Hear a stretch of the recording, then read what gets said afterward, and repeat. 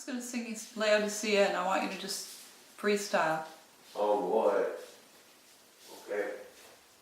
Laodicea is the oldest one on the whole CD, because I wrote the kind of background of the song is a little tune that I wrote that I cycle through again and again. Laodicea, Laodicea, where are you? I say that over and over again throughout the song, and then I put background parts in it, little counterpoint.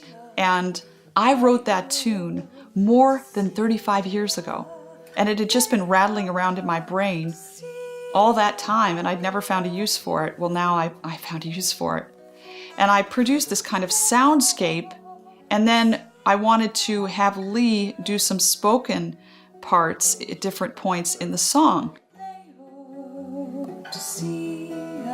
Right.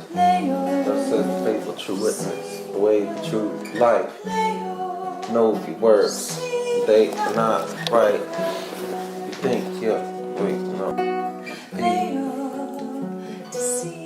And white garments too, so people won't laugh when you're naked and you see you. Cause you see through.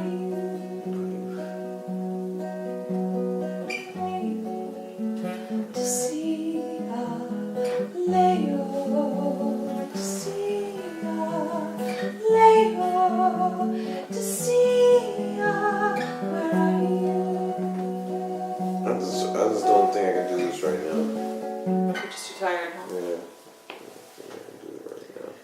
When I heard that I had to do Laodicea, I was like, what in the world? You know, I'm supposed to do this song that's like the message that God has, and I've even believed that it's the message that's going to really bring the shaking at the end of time, like really sift God's people out and show who is really like, who is really in an abiding relationship with Jesus Christ. And so like I was like, oh man, it just seemed like this big, huge responsibility and task that I felt not at all qualified for. And so it's been like difficult to really sit down and do it. And I remember Jennifer would have to really like sit me down in her house, Lock him in a room for a day. I would feed him. He could use the bathroom, but he couldn't go anywhere. And he would write, because he has trouble sometimes following through on things. And so I would force him to stay in a room. Well, he would submit to me forcing him, so it wasn't really forced. If I sent you an MP3 to your email, could you get it? Mm-hmm. Okay, so I'll Yeah, I send you have my that. computer here. she would come now and then and be like, you know, how's it going? I'd be like, I'm almost done.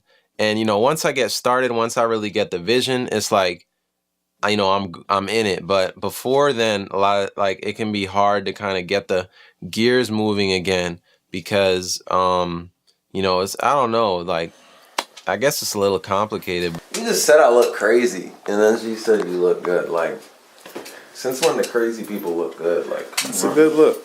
some nonsense. You would never allow me to film you if you look like this. For a documentary, like, just put yourself in my shoes. I only say that because of that jacket. So it was just a lot of prayer, a lot of drafts, a lot of rhymes, a lot of stuff. But at the end, I can just say that, you know, what is there is a result of prayer and God answering prayer, because people have been telling me that they've been moved by it and touched by it. And personally, I can't always say I relate because of just the process I went through in making it and how dissatisfied I was with it.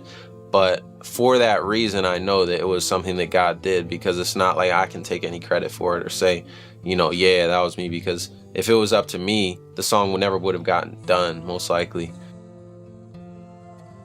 Laodicea expresses the passion of Jesus for his bride, his church, and the yearning he feels for her and the pain that she causes him in withholding herself from him.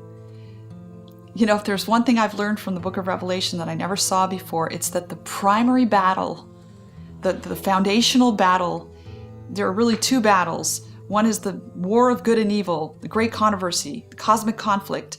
But really the greater battle is the war that God wages for the affections of his people.